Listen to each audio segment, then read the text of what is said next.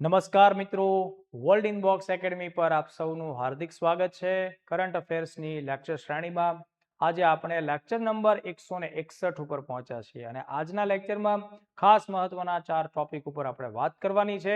તો ચાલો દોસ્તો આપણી ચર્ચાઓ શરૂ કરીએ. આપણે કામગીરી ચાલુ કરીએ એ પહેલા આપ તમામ મિત્રો માટે બે ખાસ અગત્યની મોક ટેસ્ટની જાહેરાત મારે પહોંચાડવાની છે, જે તમને ઉપયોગમાં આવી શકશે અથવા તમારા મિત્રોને પણ ઉપયોગમાં આવી શકે.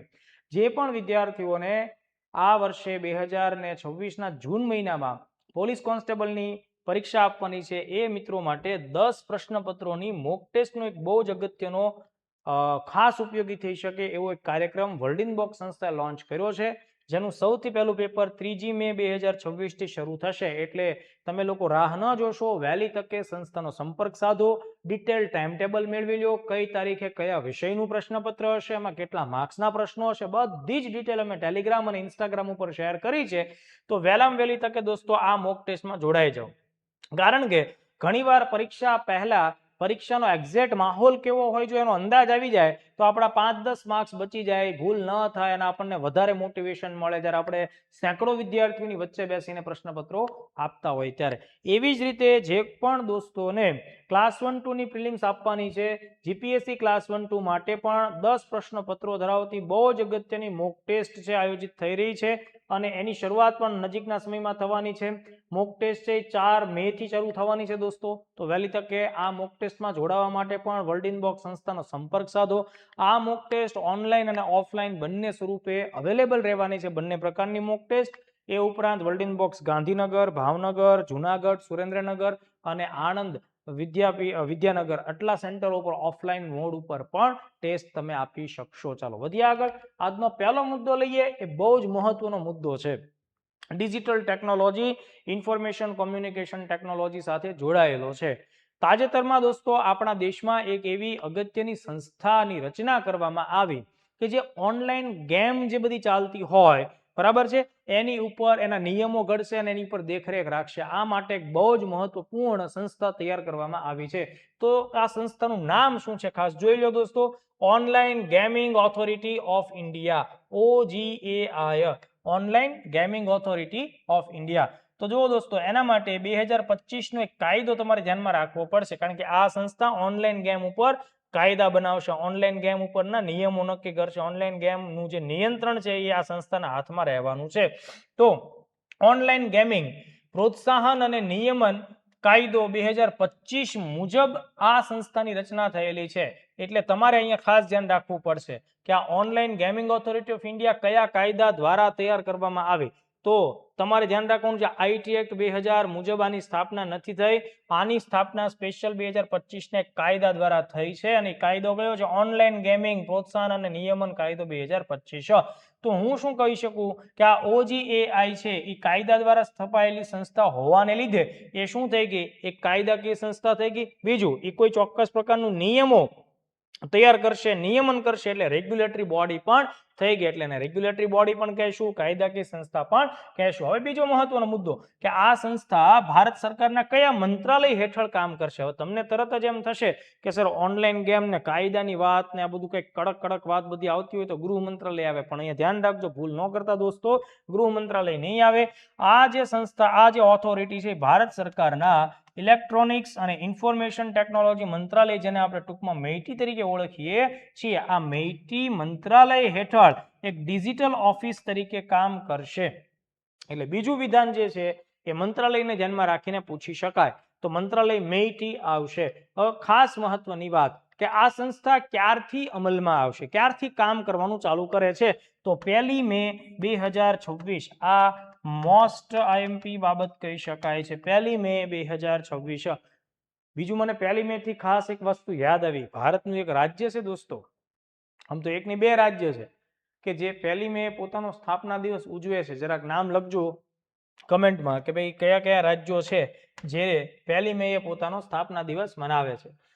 હવે આ જે સંસ્થા છે OGAI, online gaming authority of India, એના મુખ્ય કાર્યો, હવે જો ધ્યાનથી, આ બધી બાબતો તમને મેઇન્સમાં કામ લાગી શકશે, ઇન્ટરવ્યુમાં કામ લાગશે. દાખલા તરીકે જે લોકોને અત્યારે 47 નંબરના ઇન્ટરવ્યુ છે, 240 નંબરના ઇન્ટરવ્યુ છે, બરાબર, કે ઓનલાઈન ગેમિંગ ઓથોરિટી ઓફ ઇન્ડિયાના કાર્યો જણાવો, કેવા કાર્યો કરશે. પ્રિલિમ્સમાં આવે, મેઇન્સમાં આવે, જેમ કે સીસી ની અંદર એ ગ્રુપમાં આવે કે આ OGAI નામની સંસ્થાના કાર્યો જણાવો, 3 માર્ક્સ 5 માર્ક્સનો સવાલ પણ આવી શકે.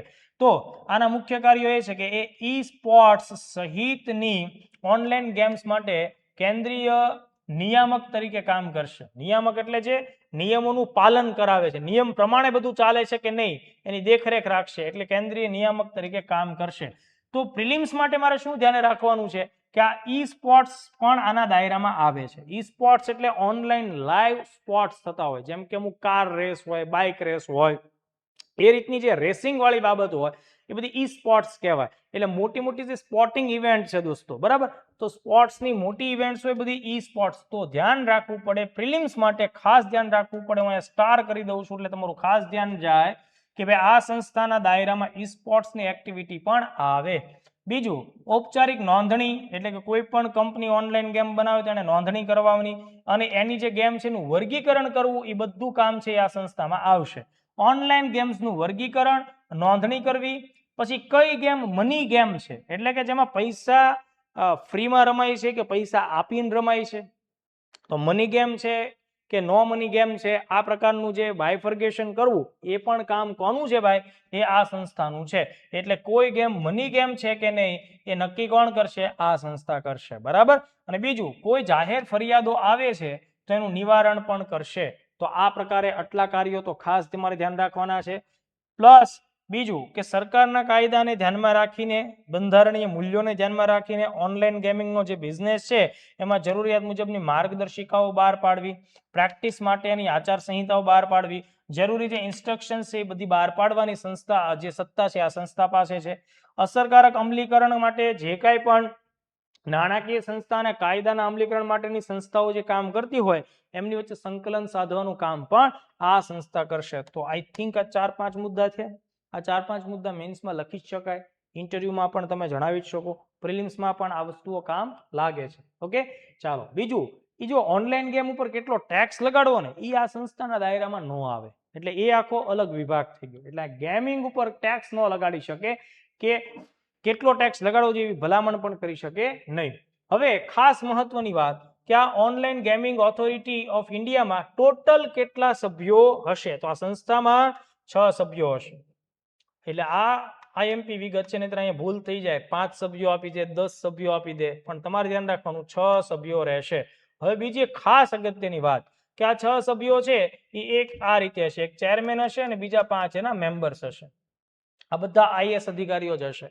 તો આમાં જે ચેરમેન છે એ કોણ હશે, તો ministry of electronics and information technology છે, મેઇટીના એડિશનલ સેક્રેટરી, આ ધ્યાન રાખજો, એડિશનલ સેક્રેટરી, વધારાના સચિવ, ધ્યાન રાખજો, સેક્રેટરી નથી હું બોલ્યો, એડિશનલ સેક્રેટરી છે, એટલે ભૂલ ક્યાં પડી શકે, સેક્રેટરી આપી દેશે. સચિવ અને વધારાના સચિવમાં ફરક છે. સચિવ બહુ ઊંચું પદ છે, એડિશનલ સેક્રેટરી એનાથી નીચેનું પદ છે. એટલે એડિશનલ સેક્રેટરી એ આ OGAI ના વડા હશે અથવા તો એના ચેરમેન કે અધ્યક્ષ તરીકે કામ કરશે. બાકીના જે 5 વ્યક્તિઓ છે, 5 અધિકારીઓ છે, કોણ હશે, તો કે ગૃહ મંત્રાલય, માહિતી પ્રસારણ મંત્રાલય, યુવા બાબત અને રમતગમત મંત્રાલય, નાણાકીય સેવાનું મંત્રાલય અને કાયદાકીય બાબતોનું જે વિભાગ છે એ બધાના જોઈન્ટ સેક્રેટરી, સંયુક્ત સચિવો હશે, એ બધા આના એક એક વ્યક્તિ મેમ્બર હશે. તો કહેવાનો મતલબ 6 સભ્યો છે, એને આપણે ધ્યાનમાં રાખીએ. તો આઈ થિંક OGAI તમને આખી વસ્તુ ક્લિયર થઈ ગયેલી છે. ચાલો, હવે એનાથી આગળ બીજો મુદ્દો, ભારત અને પાડોશી દેશ શ્રીલંકાએ સાથે મળીને દરિયાની અંદર સંશોધનને પ્રોત્સાહન મળે એના માટે એક જોઈન્ટ એક્સરસાઇઝ આયોજિત કરી રહ્યું છે અને આ આયોજન શ્રીલંકામાં થઈ રહ્યું છે, બરાબર. તો એ જે આખું જે આયોજન છે એના ઉપરથી સવાલો બની શકે. તો ડાઇવએક્સ 2026, ઓકે, DIVEX, ડાઇવએક્સ 2026, પેલા તો દેશના નામ પૂછે તો આવડી જવું જોઈએ, ભારત અને શ્રીલંકા ડાઇવિંગ અભ્યાસ અથવા ડાઇવિંગ એક્સરસાઇઝ. તો ભારત શ્રીલંકા વચ્ચેના ડાઇવિંગ અભ્યાસની આ 4થી આવૃત્તિ એપ્રિલ 2026માં જોવા મળી. ઓકે, હવે આમાં શું થશે, ભારતની જે નેવી છે અને શ્રીલંકાની નેવી છે એના બધા અધિકારીઓ અને નૌસૈનિકો એ પાણીની અંદર કોઈ એક્ટિવિટી કરવાની હોય, કોઈ ઓપરેશન ચલાવવાના હોય, કોઈ એક્સરસાઇઝ કરવાની હોય તો કેવી રીતે કામ થાય એનો અભ્યાસ કરશે, એકબીજાની ટેકનોલોજીનો ઉપયોગ કરશે, એકબીજાને મદદરૂપ થશે, એકબીજાનું કૌશલ્ય અરસપરસ શેર કરશે, એ રીતની આખી વાત છે. તો બંનેની ડાઇવિંગ ટીમો છે દોસ્તો એ અંડર વોટર પાણીની અંદરની કામગીરી માટે તાલીમ કવાયત માટે ભેગી થઈ છે. તો મેં તમને આખી બાબત સમજાવી દીધી. તો આ વિધાન વાંચશો એટલી બાબત ક્લિયર થઈ જશે. બીજી એક ખાસ વાત કે આ ડાયવેક્સ છે દોસ્તો, એમાં ભારતમાંથી એક અગત્યના જહાજે ભાગ લીધો છે. એ જહાજનું નામ છે INS નિરીક્ષક. આ ભૂલવાય નહીં, આ નહીં ભૂલવાનું, આ યાદ રાખવાનું, કારણ કે અહીંયાથી સવાલ આવી શકે છે. તો INS નિરીક્ષક છે દોસ્તો, એ ભારતનું ઘણા બધા વર્ષોથી સેવારત હોય એવું જહાજ છે. અને આ જહાજ પાણીની અંદરની એક્ટિવિટી માટે સપોર્ટ કરે છે, એટલે કે ડાઇવિંગ સપોર્ટ વેસલ છે. ઓકે, INS નિરીક્ષક ડાઇવિંગ સપોર્ટ વેસલ છે, એને ભાગ લીધો છે. તો અને એણે પોતાની સાથે ધ્યાનથી એણે પોતાની સાથે શ્રીલંકાને બીજી 2 વસ્તુઓ ગિફ્ટમાં આપી. જે 2 વસ્તુ આ જહાજ ઉપરથી શ્રીલંકા પહોંચી એ શું છે? તો કે ભાઈ ભીષ્મ નામની હોસ્પિટલ. હવે તમને એમ થશે ભીષ્મ નામની હોસ્પિટલ એ તમને વળી નવું શું લાવ્યા? એક પોર્ટેબલ હોસ્પિટલ છે, એટલે કે એક એવી મેડિકલ કીટ છે, એટલે કે આવું મતલબ તંબુ કેમ હોય, ટેન્ટ હોય, વન કાઇન્ડ ઓફ, એ રીતે આખું મેડિકલ સેટઅપ છે. બરાબર, એ આપાતકાલીન પરિસ્થિતિમાં એક જે આખી ભીષ્મની જે ટીમ હોય અથવા એક આખું એનું જે યુનિટ હોય એ 200 જેટલા ઇમરજન્સી કેસ હેન્ડલ કરી શકે. એક ભીષ્મની ટીમથી 200 જેટલા કેસ હેન્ડલ થાય. એમાં જરૂરી દવાઓ, બેડ, ઓક્સિજન સિલિન્ડરથી લઈને દરેક લાઈફ સપોર્ટિંગ ઇક્વિપમેન્ટ તમને જોવા મળે. તો આવા 2 યુનિટ ભારત સરકારે શ્રીલંકાને ગિફ્ટમાં આપ્યા. તો એ જે ભીષ્મ છે એની ઉપર પણ પ્રિલિમ્સમાં સવાલ આવે. અને મારા ભૂતકાળના લેક્ચર્સમાં મેં ભીષ્મ ઉપર અલગથી આખો ટોપિક ભણાવેલો છે. તો અહીંયા ભીષ્મનું પૂરું નામ શું થશે? ભારત હેલ્થ ઇનિશિયેટિવ ફોર સહયોગ, હિત એન્ડ મૈત્રી, એટલે થઈ જશે ભીષ્મ. બરાબર, તો આ પોર્ટેબલ હોસ્પિટલ છે એ વસ્તુ આપણે ખાસ ધ્યાને રાખીએ. અને એક યુનિટથી 200 કેસ હેન્ડલ થઈ શકે. આ INS નિરીક્ષકનો તસવીર છે દોસ્તો. બરાબર, જે ડાઇવિંગ સપોર્ટ વેસલ તરીકે કામ કરશે. બરાબર, આ જે છે એનું નિર્માણ 1985માં મઝગાંવ ડોક લિમિટેડ દ્વારા કરવામાં આવ્યું હતું. 1995ની અંદર એ કામગીરી કરવામાં મતલબ કે 1995થી દેશની સેવામાં છે. પણ એ ડિટેલ વિગત થઈ. કદાચ એવા આંકડાકીય વિગતો તમને ન આવડે તો બી કોઈ પ્રશ્ન નથી. આપણે એટલું યાદ રાખવું જોઈએ કે INS નિરીક્ષકે ડાયવેક્સ 2026માં ભાગ લીધો. અને એ કેવા પ્રકારનું જહાજ છે? તો કે નૌકાદળનું dive support and submarine rescue vessel છે. સબમરીન પાણીમાં ફસાઈ ગઈ હોય તેને બહાર કાઢવા માટે પણ આ વ્હીકલનો ઉપયોગ થાય છે. R-37 મિસાઇલ બહુ જ મહત્વનો મુદ્દો છે. સમય બદલાઈ ચૂક્યો છે. હવે તમે ધારો છો એ પ્રકારના ઈઝી સવાલ નહીં આવે. AI નો સારામાં સારો ઉપયોગ ભરતી બોર્ડ, કોઈ પણ પ્રકારના ભરતી બોર્ડો કરે છે. અને એ AI પાસે જ્યારે પ્રશ્નપત્રો કઢાવે અથવા એની પાસેથી એની મદદ લે ત્યારે સવાલો છે એની લિમિટ જતી રહેશે. તો સેમ હિયર તમને લોકોને ડિટેલ પ્રશ્ન આપી દેવામાં આવે. જેમ કે હમણાં PSIમાં શું પૂછ્યું કે ભાઈ ફેબ્રુઆરી 2026માં ભારતે કેટલા રાફેલ ખરીદવા માટે થઈ અને ફ્રાન્સ સાથે સમજૂતી કરી. તો આ ટાઈપનો સ્પેસિફિકલી આંકડાકીય માહિતી ઉપર એ સવાલ આવી શકે. એમ ડિટેલ પ્રશ્નો પણ આવે. તો અહીંયા એક મિસાઇલ છે એ ખાસ ચર્ચામાં છે. આ મિસાઇલ છે એ ભારત અત્યારે એનો ઉપયોગ નથી કરતું, પણ ભારત આવનારા સમયમાં એનો ઉપયોગ કરશે. R-37 રશિયાની આ એક એવી મિસાઇલ છે કે જે હવામાંથી લોન્ચ કરવામાં આવે ફાઇટર એરક્રાફ્ટ દ્વારા અને હવામાં જ ઉડતા પોતાના ટાર્ગેટનો વિનાશ કરે. એટલે એર ટુ એર કામ કરતી દુનિયાની ખૂબ અગત્યની કહી શકાય, અલ્ટ્રા ટાઈપની કહી શકાય એવી બિયોન્ડ વિઝ્યુઅલ રેન્જ એટેક કરતી મહત્વની મિસાઇલ છે, જે 300 થી 400 કિલોમીટર દૂરની પ્રહાર ક્ષમતા પણ ધરાવે, જે એક્સ્ટ્રીમલી હાઈ કહેવાય. બરાબર, તો R-37 આવનારા સમયમાં ભારતની એરફોર્સને મળી શકે એ પ્રકારના પૂરા ચાન્સ અને એનું આખું સેટઅપ તૈયાર થઈ ચૂક્યું છે. ફટાફટ આ બધા મુદ્દા જોઈ લો. પ્રશ્ન આવે R-37 પહેલા તો શું છે? તો કે મિસાઇલ છે. એ વાત તો ઠીક, પણ મિસાઇલ કેવી છે? તો કે ભાઈ ultra long range air two air missile છે. બરાબર, દેશ પૂછાય તો રશિયા. કેમ ચર્ચામાં છે? તો કે ભાઈ એપ્રિલ 2026માં રશિયાએ ભારતને R-37 મિસાઇલ્સ આપવા માટે મંજૂરી આપી દીધેલી છે. તો હવે ખાસ જોઈ લો, આ R-37 મિસાઇલ છે દોસ્તો, એને નાટો દેશો છે એ AA-13 એક્ઝ હેડના નામથી ઓળખે છે. તો આ પ્રકારના અળવિતરા મુદ્દાઓ પરીક્ષામાં આવી શકે. રશિયા દ્વારા વિકસાવવામાં આવેલી લાંબા અંતરની, બરાબર, આ IMP શબ્દ છે, લાંબો અંતર, લોંગ રેન્જ, હવાથી હવામાં પ્રહાર કરતી મિસાઇલ છે. દુશ્મનનું ફાઇટર જેટ હોય, ડ્રોન હોય, બિયોન્ડ વિઝ્યુઅલ રેન્જ BVR એટલે કે પૃથ્વીની ગોળાઈને લીધે ખૂબ દૂર રહેલો કોઈ પણ તમારો દુશ્મન છે, કોઈ પ્લેન છે કે કોઈ હેલિકોપ્ટર કે કોઈ ડ્રોન કે મિસાઇલ એને તમે જોઈ નથી શકતા એઝ અ પાયલોટ, તો પણ સેટેલાઇટની મદદથી દૂર રહેલા ટાર્ગેટને શોધી શકાય અને એની પર મિસાઇલ ફાયર કરી શકાય. એવી જે ક્ષમતા હોય એને બિયોન્ડ વિઝ્યુઅલ રેન્જ પણ આપણે કહી શકીએ. ટેકનિકલી જે મિસાઇલ હવામાં ઊંચાઈમાં 20 નોટિકલ માઇલથી વધારે એટલે 37 કિલોમીટરથી વધારે દૂર રહેલા ટાર્ગેટને હિટ કરે તો એને BVR કહેવાય. હું તમને એમ જણાવવા માંગુ છું કે તમને BVR નું ફૂલ ફોર્મ પણ પરીક્ષામાં આપી દેવામાં આવે. આ ટાઈપની પણ તૈયારીમાં રહેવાનું. બિયોન્ડ વિઝ્યુઅલ રેન્જ BVR, બરાબર, તો એને પણ હિટ કરી શકે. આ R37 છે એ અવાક્સ કિલર તરીકે પણ ઓળખાય છે. આ અવાક્સ શબ્દ તમારા માટે થોડોક નવો આવશે. અવાક્સ એટલે દોસ્તો એવા વિમાનો, એવા ડ્રોન કે જે હવામાં ઉડાન ભરી અને દુશ્મનોની બધી જ પરિસ્થિતિઓનો અંદાજ લગાડતા હોય અથવા તો દુશ્મનની ઇલેક્ટ્રોનિક સિસ્ટમને જામરની મદદથી જામ કરતા હોય.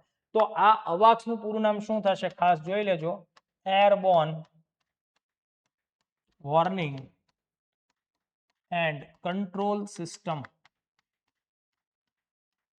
Airborne warning and control system એટલે અવાક્સ થશે. એ પણ પરીક્ષામાં પૂરું નામ પણ આવી શકે. તો આ બધા કાર્યો આ મિસાઇલ કરશે. બીજો મહત્વનો મુદ્દો એ પણ ધ્યાન રાખો કે ભાઈ આ મિસાઇલ ભારતને મળશે તો ભારત લગાડશે કયા વિમાનને? Su-30 MKI fighter. રાફેલમાં નહીં લગાડે.